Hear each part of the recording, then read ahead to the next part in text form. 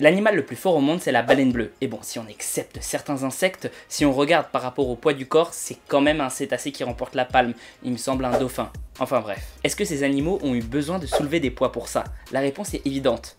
Non, ils font tout au poids du corps. Enfin, plus exactement, à la résistance de l'eau par rapport au poids de leur corps. Si je dis ça aujourd'hui, c'est parce que j'en ai vraiment marre de voir des gens dénigrer les méthodes au poids du corps. Soi-disant, par rapport aux charges libres ou aux machines, ça ne développerait pas la force, on ne pourrait être que tout rachitique avec ça.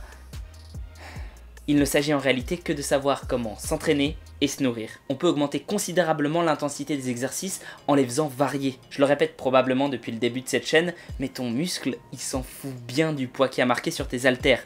Lui, ce qui l'intéresse, c'est l'intensité. Autrement dit, oui, c'est de la force, mais celle qu'il aura à repousser. Et si t'as pas trop séché tes cours de physique-chimie au collège, t'auras appris la loi des leviers et le fait qu'on peut démultiplier considérablement une charge si jamais on a les bons effets avec ces mêmes leviers. Évidemment, il y a une exception. Au bout d'un moment, pour les jambes, on se retrouve limité parce que nos jambes, elles sont construites de façon extrêmement solide. Le but, c'est de porter tout le corps. Et porter tout le corps sur une jambe, tu peux le faire même si t'es pas très musclé. Mais rien ne t'interdit de rajouter des élastiques ou même des poids.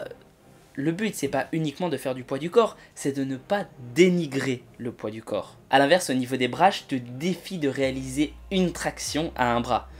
Et si tu arrives avec une, d'en faire plusieurs. Faut pas oublier que les athlètes de street workout, de gymnastique, de calisthénique, s'ils sont un peu plus minces que les bodybuilders, c'est pas parce qu'ils peuvent pas faire de la masse, c'est parce qu'ils ne veulent pas. Leur but le plus souvent, c'est d'être acrobatique, de faire des figures. Et moins t'es lourd, mieux c'est pour ça. Ça se voit avec les grimpeurs ou au concours de traction. Plus on est léger, plus on peut avoir un rapport poids-puissance intéressant. De plus, oui, le travail au poids du corps est un peu plus hasardeux.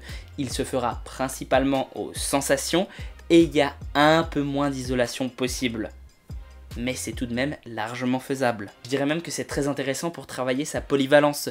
Je connais assez peu de gens qui sont forts en calisthénique et qui n'ont pas un putain de tronc bien gainé.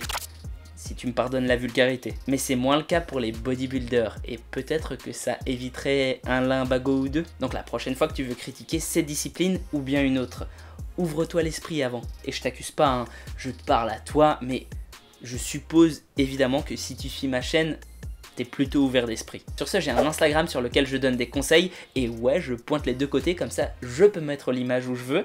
J'ai un Discord sur lequel tu peux venir discuter avec moi. Je possède un Utip. Bon, si tu peux regarder une vidéo, moi ça me fait des sous, ça me dérange pas. Et puis, laisse un commentaire, je le lirai, lâche un pouce bleu, abonne-toi, la cloche, tout ça. Prends soin de toi et à la prochaine. Bon, le poids du corps c'est fait, et si je passais au CrossFit ?